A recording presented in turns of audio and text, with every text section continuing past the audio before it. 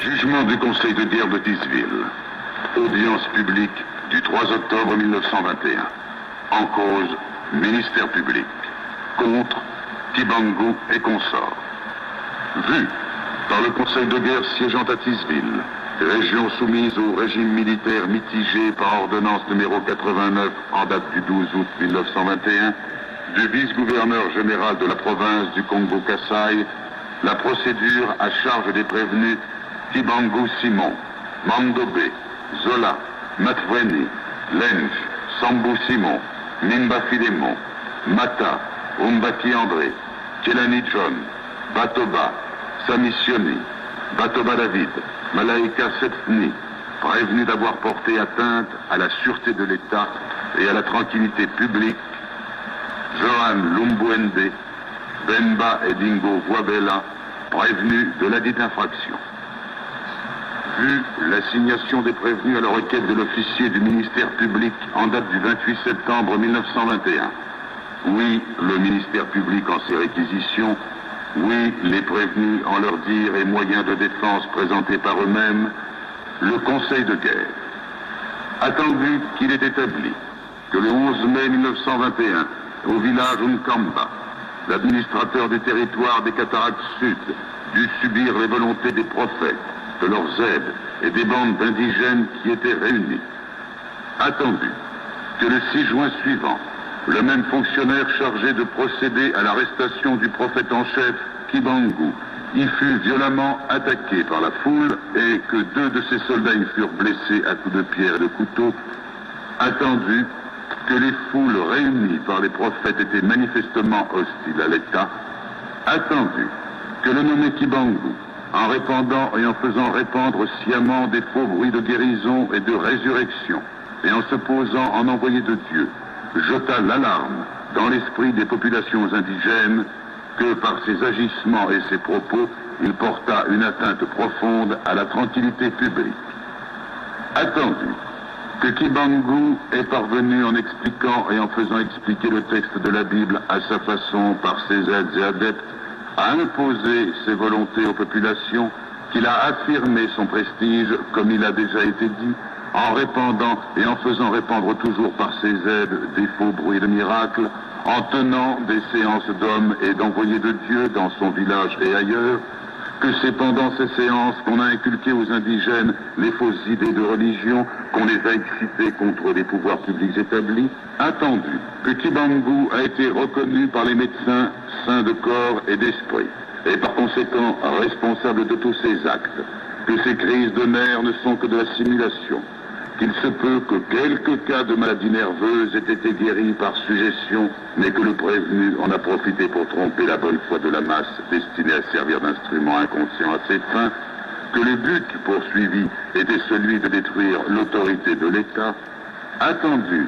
qu'il demeure établi que par ses actes, propos, agissements, écrits, chants et son histoire dictée par lui-même, Simon Kibangu s'est érigé en rédempteur et sauveur de la race noire en désignant le blanc comme l'ennemi, en l'appelant l'ennemi abominable.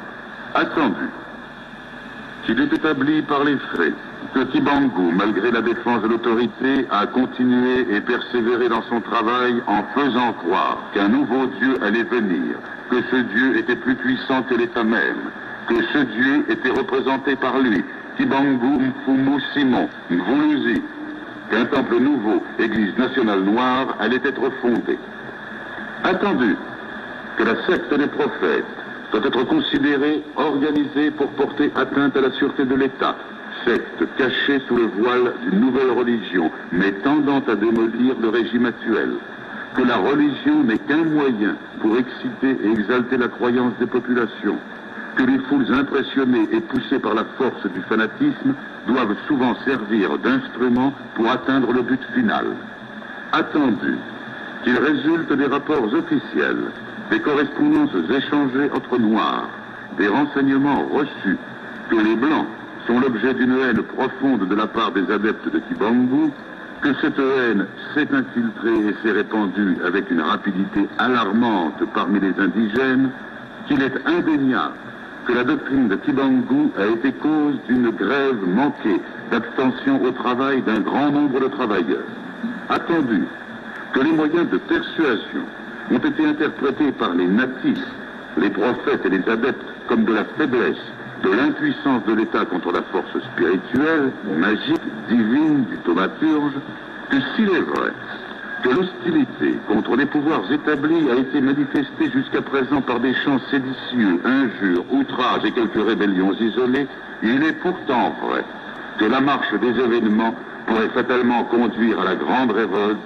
qu'il convient d'apprécier toute la gravité de l'infraction et d'intervenir en appliquant sévèrement la loi. Attendu que la nommée Mondombe, jeune fille sans expérience, suggestionnée par les simagrées du grand prophète, a agi et servi ce dernier inconsciemment, que par le fait elle doit largement bénéficier des circonstances atténuantes, que ce même bénéfice doit être accordé au nommé Lubuende Johan, qui a hébergé à Samba les prophètes et la suite de Kibangu, tout en les sachant activement recherchés par l'autorité, mais que l'exemple a été donné par le chef même du village et le chef médaillé. Le Conseil de guerre, vu les articles 101 ter du Code pénal, livre 2, et 101 ter du Code pénal, livre 1, vu les articles 31 et 32 du décret du 3 novembre 1917 sur la justice militaire, condamnant Simon Kibangu à la peine de mort, Zola, Matveni, Lenge, Sumbu Simon, Mimba Philémon, Mata, Umbaki André, Kelani John, Batoma Simissioni, Batoma David, Malaika Sesni, à la servitude pénale à perpétuité.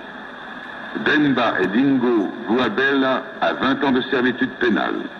Lubuenda Johan à 5 ans et Mandombe à 2 ans de servitude pénale et les frais du procès à la charge de la colonie. Et attendu qu'il y a lieu de craindre que les condamnés ne tentent de se soustraire à l'exécution du jugement, ordonne leur arrestation immédiate. Ainsi jugé et prononcé à l'audience publique du 3 octobre où siègent messieurs de Rossi, juges, depuis ministère public, Berevretz,